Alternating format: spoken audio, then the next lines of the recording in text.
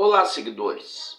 O que vocês fariam se estivessem no mar e se deparassem com o corpo nu de um cadáver, considerando ainda que ele estivesse sem uma das pernas? Levando em conta que se tratava de um local cheio de tubarões, a perna desse cadáver poderia ter sido trucidada por um desses peixes perigosos, não é verdade? Mas se isso aconteceu, como é que se explica o fato desse corpo estar completamente sem roupas? Um tubarão certamente não despiria um cadáver, de onde se conclui que alguém possa ter tirado a vida dessa pessoa, que foi encontrada nessas condições. Mas quem faria isso? E quem é essa vítima a qual eu estou me referindo? Essa vítima chama Michelle von Amster.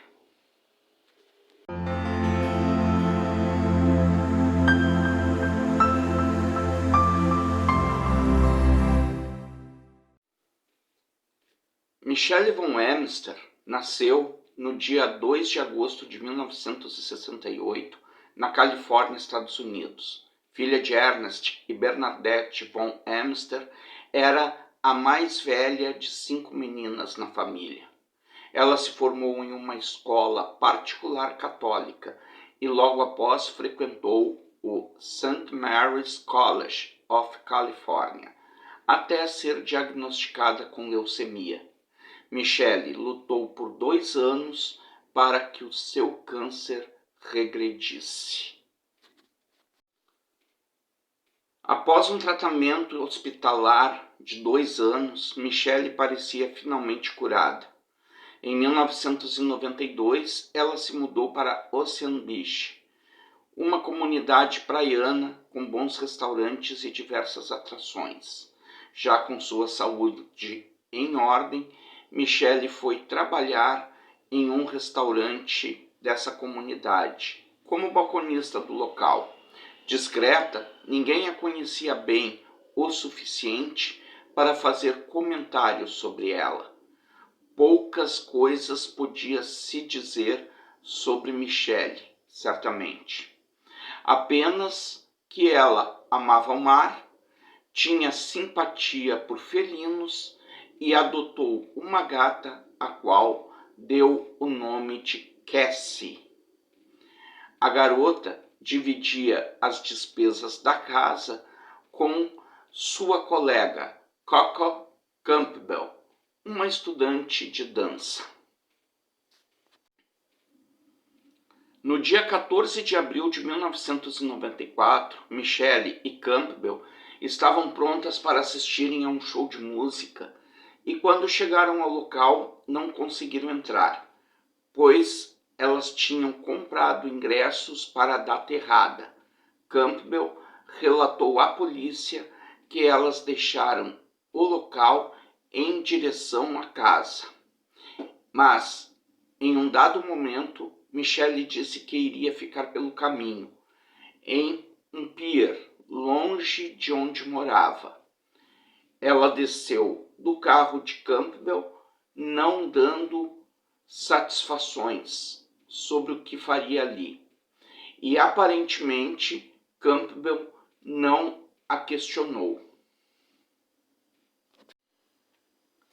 Na tarde do dia seguinte, um surfista notou que alguns pássaros estavam em volta de algo que lhe parecia estranho. Ele se juntou a um amigo e os dois foram remando com suas pranchas até o local. Quando lá chegaram, eles puderam ver de perto que se tratava de um corpo feminino. Era uma mulher que estava de bruços, nua e sem a metade da perna direita. Ela estava boiando na água de olhos abertos. Esses rapazes chamaram o salva-vidas e por volta das 15 horas o corpo foi removido e transportado pela perícia. O legista Robert Englund alega que o corpo encontrado tinha feridas grandes do tipo rasgante, um tipo de ferida que apresenta falta de tecido nas costas e nos ombros. Especialistas afirmavam que eram marcas de mordidas próximas dos 16 centímetros. A perna direita da vítima foi cortada no meio da coxa e perdida. De acordo com o estado do corpo, o legista disse que ela parecia estar há pouco tempo dentro da água. À noite, seguidores, um morador da região encontrou uma bolsa feminina. Ele carregava uma lanterna durante uma caminhada noturna e foi justamente a luz dessa lanterna que iluminou essa bolsa. E tal bolsa estava intacta e nada tinha sido roubado. Continha no interior dela cigarros, documentos, aproximadamente uns $30 em dinheiro, chaves, itens de maquiagem e até mesmo um contra-cheque. Agora, seguidores, eu vou esclarecer alguns pontos importantes para vocês dessa narrativa, para que as peças desse quebra-cabeça comecem a se encaixar, uma a uma, e vocês vão entender do que eu estou falando. Vocês devem imaginar que o corpo encontrado pelos surfistas seja da Michelle von Emster, não é verdade? Pois vocês acertaram. E agora vocês vão entender como foi que se chegou a essa conclusão.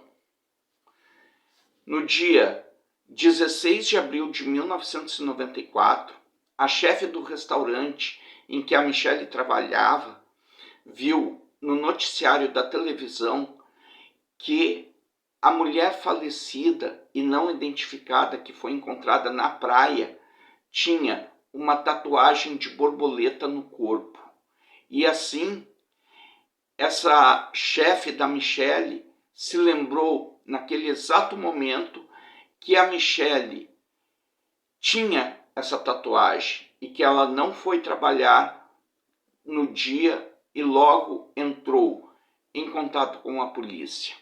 E após várias características peculiares de Michelle, que essa mulher relatou à polícia, o médico legista pediu que ela fosse ao necrotério fazer um reconhecimento do corpo que lá estava. Como a chefe da Michelle não quis ver o corpo pessoalmente, o médico legista apresentou uma foto do corpo da mulher que foi encontrada morta.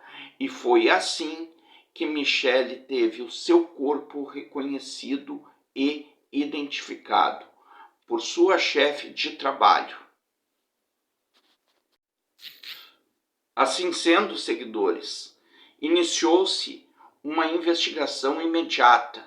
Tão logo o corpo de Michelle von Emster foi identificado.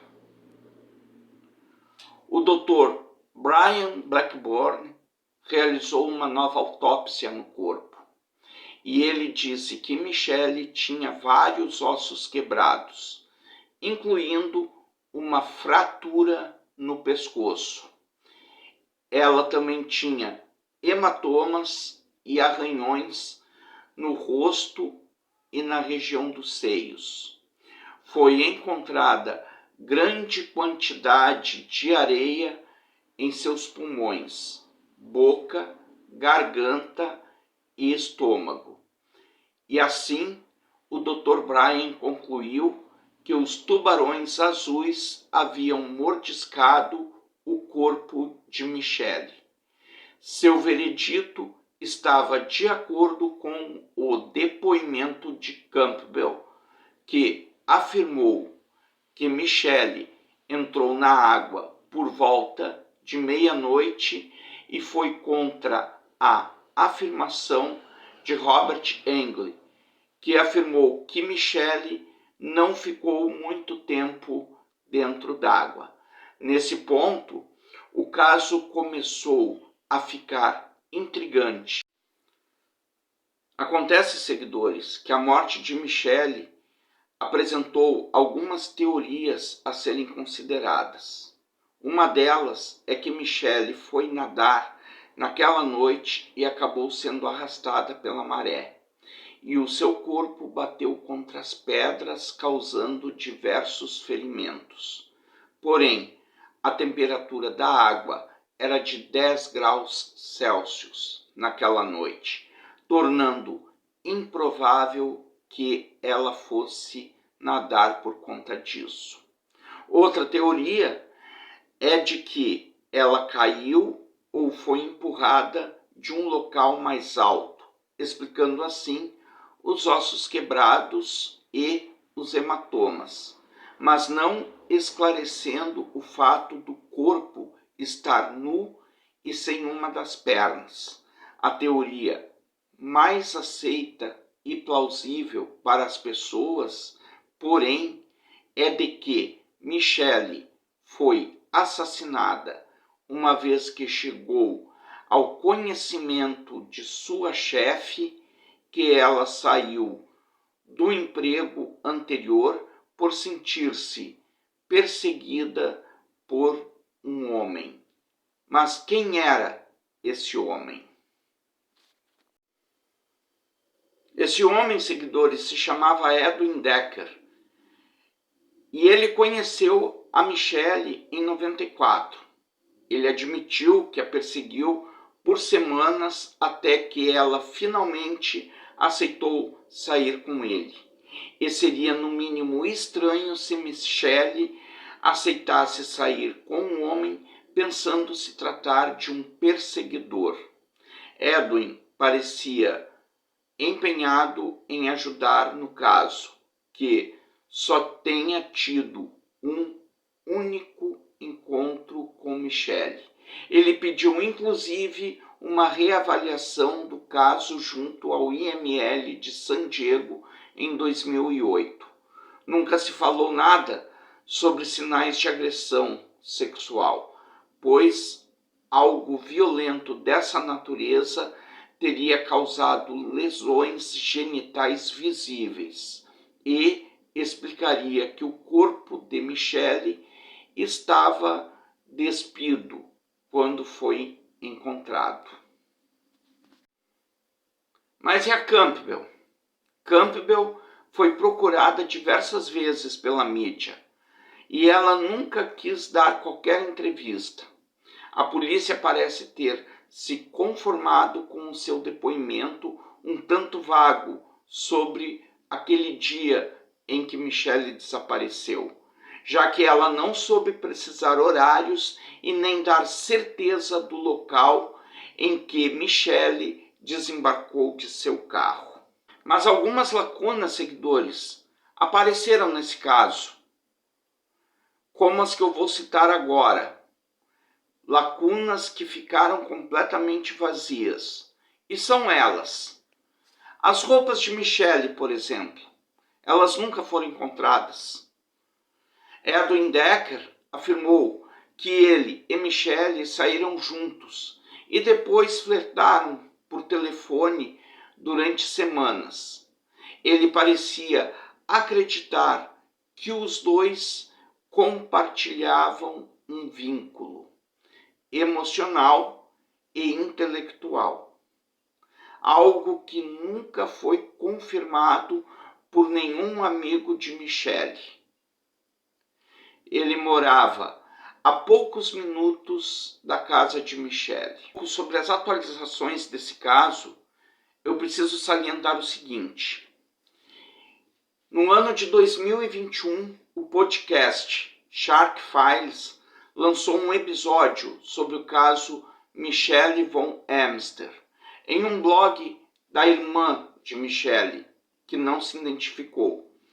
Foi encontrado um artigo de 2019.